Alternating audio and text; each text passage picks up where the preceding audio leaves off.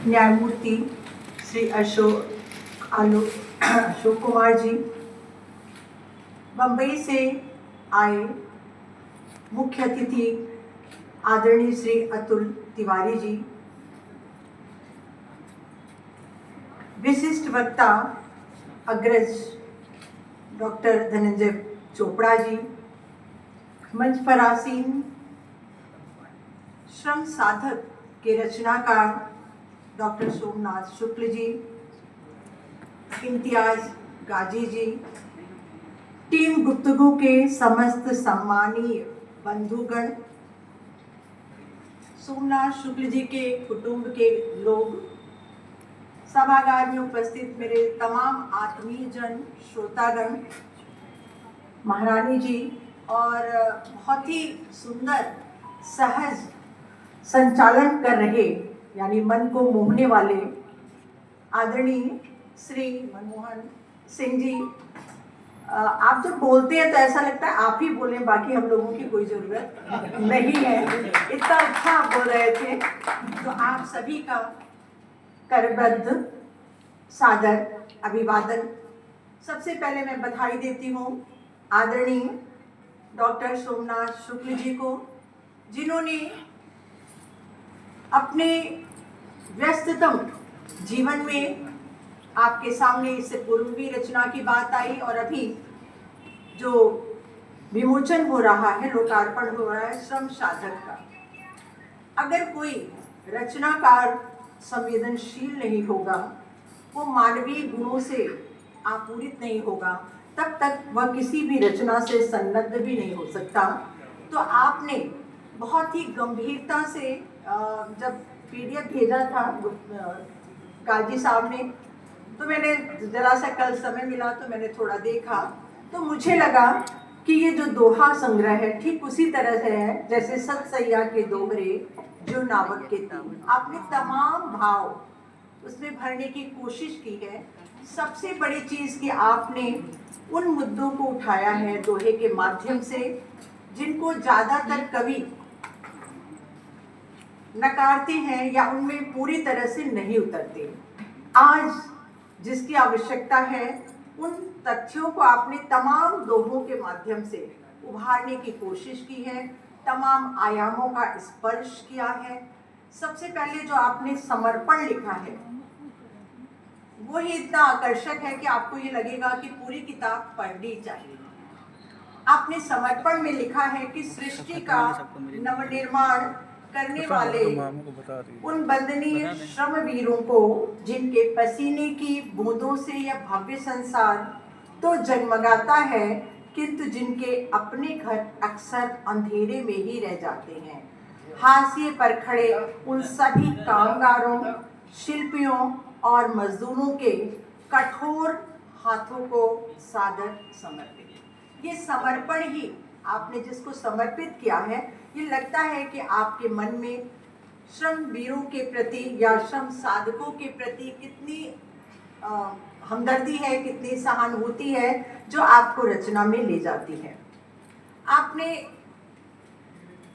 गज़ल भी लिखा है, मैंने अभी सुना, गीत भी लिखा है, और जैसा परिचय में नवगीत में भी आप प्रवीण हैं, और इसे आपने दोहा में संग्रहित किया है, जहां आप उसे 10 भागों में विभाजित करते हैं। मंगलाचरण एवं वंदन, जो हमारी भारतीय सभ्यता और संस्कृति की परिपाटी है कि हम ईश वंदना से हम किसी भी कार्य का शुभारंभ करते हैं। तो आपने गणपति को यहाँ समर्पित किया, फिर आपने प्रस्तावना लिखी, फिर आपने उस शैशव व्यथा को व्यक्त किया। शैशव व्यथा में एक बच्चे की तो व्यथा है ही, और उस व्यथा के साथ अगर कोई कथा जुड़ जाती है तो वो और मार्मिक और संवेदनशील हो जाती है। आपने स्त्री के उन रूप को भी देखा जहाँ वो श्रमशील है। हम सब जानते हैं कि हमारी माता ही श्रमशील थी, हमारी बहनें श्रमशील थी, घर और बाहर की जिम्मेदारियां सब निभाती चलती हैं, लेकिन जो उनका सबसे बड़ा श्रम था, प्रजनन भी एक श्रम है। अगर आप देखें तो मार्क्सवाद तो ये मानता है कि प्रजनन भी एक श्रम है, और माता होने का गौरव एक स्त्री को ही मिलता है। तो आपने तमाम उसके ममत्व, उसके वात्सल्य और उसके उन संवेदनशील गुणों को दिखाया जिसकी वजह से वह पूजनीय है। आप उसकी आराधना करते हैं, आप उसकी पूजा करते हैं और कहते हैं या देवी सर्वभूतेषु मातृ रूपेण संस्था। तो वह लक्ष्मी के रूप में आपके यहाँ है, दुर्गा के रूप में है, सरस्वती के रूप में है। जहाँ आपको शक्ति की आराधना करनी होती तो भी आप शक्ति स्वरूपा स्त्री को स्मरण करते हैं। लेकिन आज के परिवेश में नारी की जो स्थिति हो रही है, समाज में घटित हो रही है तमाम स्थितियाँ, और आज के नारी का भी बदलता जो स्वरूप है वो किस तरह से लोगों को अलग दिशा में ले जा रहा है, उससे आपने उबारने की कोशिश की। और सबसे अच्छी बात है कि आपने अपने दोहों के अर्थ भी लिखे हैं।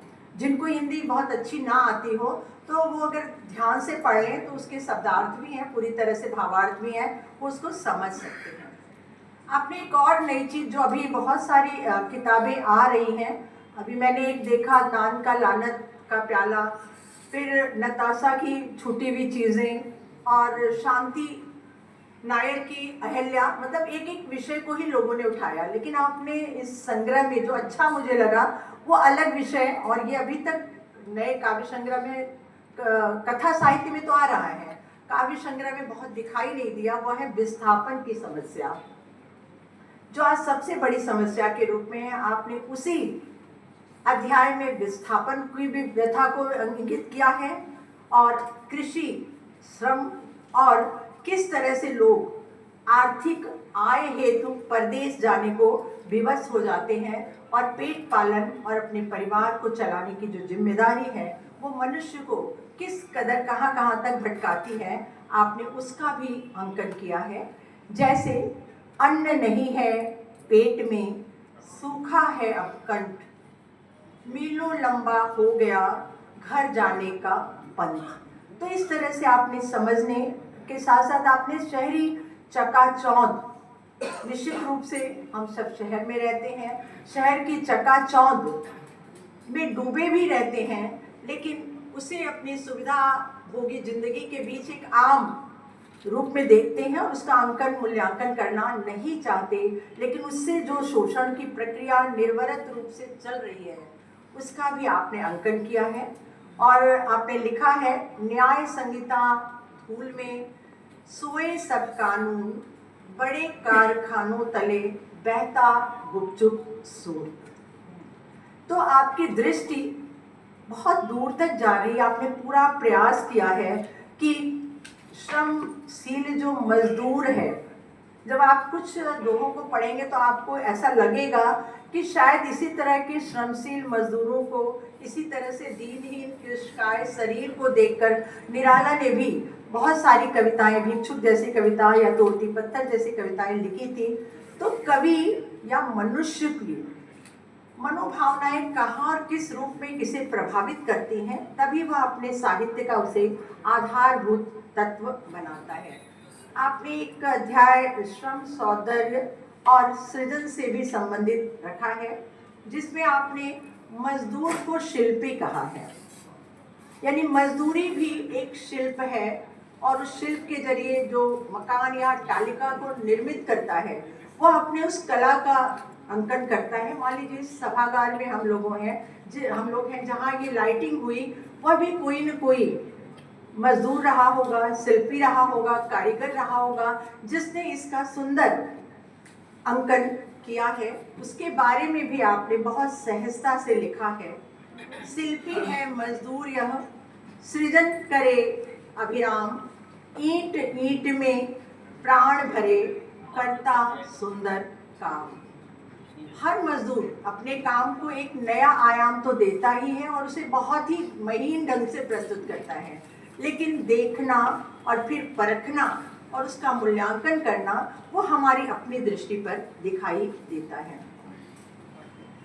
एक और अध्याय है आपका जागृति और अधिकार। अगर हम जागृत होंगे तो हम अपने अधिकारों के प्रति आगे बढ़ेंगे, लेकिन जब हम अधिकारों की बात करते हैं तो वहाँ कहीं ना कहीं हमें अपने कर्तव्य या धर्म को भी ध्यान में रखना होगा कि हमारा समाज के प्रति, परिवार के प्रति या जिस पेशे से हम संबंधित हैं हमारा क्या धर्म है, तब हम अधिकार की बात कर सकते हैं। आपने उससे तालमेल करने की कोशिश की है। मुझे लगता है कि अगर थोड़ा सा आप उस जागृति को और विस्तार देते तो अधिकार की बात आती, क्योंकि अधिकार की बात तो सब करते हैं, अपने दायित्व की पूर्ति करना इंसान नहीं चाहता है। तो अगर इस अध्याय में आप दायित्व बोध भी जोड़ देते तो शायद अधिकार की जो निष्ठा है, अधिकार के प्रति जो उत्साह है, वो और प्रबल होता। फिर भी आपने बहुत अच्छा लिखा है।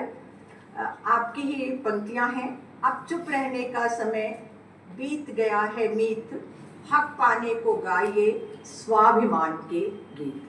क्योंकि हक हर व्यक्ति का, हर श्रमशील व्यक्ति का अधिकार है, और श्रम करने के बाद उस अधिकार की पूर्ति के लिए उसको जो भी हम पारिश्रमिक देते हैं या उसके कार्य की हम बड़ाई करते हैं, वो सब उसके अधिकार में ही शामिल होता है। लेकिन उसको भी उस अधिकार की प्राप्ति हेतु तत्पर होना होगा, अपने कर्तव्य के प्रति निष्ठावान होना बहुत जरूरी है। आपने न्याय और भविष्य भी एक अध्याय रखा है, और वहाँ क्योंकि जब आप कार्य करते हैं तो न्याय की आप बहुत गुहार भी करते हैं, न्याय चाहते भी हैं, और निश्चित रूप से न्याय का अधिकार मिलना भी चाहिए। और भविष्य में उसे हम किस रूप में रेखांकित कर सकते हैं, किस रूप में देख सकते हैं, अगर कवि की दृष्टि वहाँ तक जाती है तो निश्चित रूप से रवि और कवि में, यानी सूर्य और रचनाकार में बहुत सारी समानता जहाँ पहुँचती है, वहाँ तक आपने पहुँचने का पूरा प्रयास किया है। आपने न्याय के विषय में भी लिखा है, न्याय पंथ पर जब चले मिटे सकल अंधेर, श्रम के गौरव लौटिए अब न होने देर। तो निश्चित ही आपने तमाम, फिर उपसंहार में भी आपने लिखा है, जहाँ तक मैंने बहुत ने कम समय में देखा मैंने। और सबसे अच्छी बात है, आपने शब्दार्थ के साथ साथ पूरा पूरा भावार्थ भी लिखा है, पठनीय है और पढ़ना चाहिए। क्योंकि कोई रचनाकार अगर रच रहा है तो वो अपने पूरे मन से उसे रच रहा होता है, उसकी रचना में उसका मन ही नहीं, उसका तमाम भाव हमें दिखाई देता है। तो बहुत ही पठनीय है। मैं बहुत बहुत बधाई देती हूँ शुक्ल जी को कि आप अनवरत श्रम साधना में इसी तरह से लगे रहें, साहित्य सृजन करते रहें। क्योंकि साहित्य हमें उस प्रवाह में ले जाता है जहाँ हम अपने दुख दर्द को भूल जाते हैं। जब आप साहित्य पढ़ते हैं या साहित्य लिखते हैं तो निश्चित रूप से हम अपनी भड़ास वहाँ पर निकाल लेते हैं। स्त्रियों के लिए भी कहा जाता है कि स्त्री अपने मन की बात जब परिवार में, समाज में या किसी मंच पर खुलकर नहीं बोल पाती तो वो अपनी रचनाओं में अपनी उस मनोव्यथा को अंकित करती चलती है। और आज तो इस मंच पर हमारे साहित्यकार और फिल्म उद्योग से जुड़े हुए और कवि अभिनेता तिवारी जी हैं, तो मैं उनका बहुत अभिनंदन करती हूँ। और ये साहित्य और सिनेमा एक दूसरे से इतने अनुषिक्त हैं कि साहित्य को ही माध्यम बनाकर सिनेमा रेखांकन करता है, और एक तरफ अभिनेता या अभिनेत्री उसमें जान फूंक देते हैं। रचनाकार तो लिखकर तृप्त हो जाता है, लेकिन जब उसका मंचन होता है, जब उस पर अभिनय होता है, तो उसकी रचनाशीलता वो और अधिक बढ़ती रहती है। हम उसके बारे में जानते हैं और समझते हैं। मन्नू भंडारी की यही सच है कहानी का। जब बासु चटर्जी ने पिक्चर बनाया तो लोगों ने रजनीगंधा ज़्यादा देखा, उससे आप जब साहित्य पढ़ते हैं तो शायद आप विस्मृत कर जाते हैं, लेकिन जब आप उसको फिल्मांकन के रूप में देखते हैं या उसको नाटक के रूप में देखते हैं तो वो आपके जेहन में आजीवन बना रहता है। तो आप सभी का बहुत बहुत धन्यवाद, आपने मुझे सुना, और गुफ्तगू टीम का भी आभार कि आपने मुझे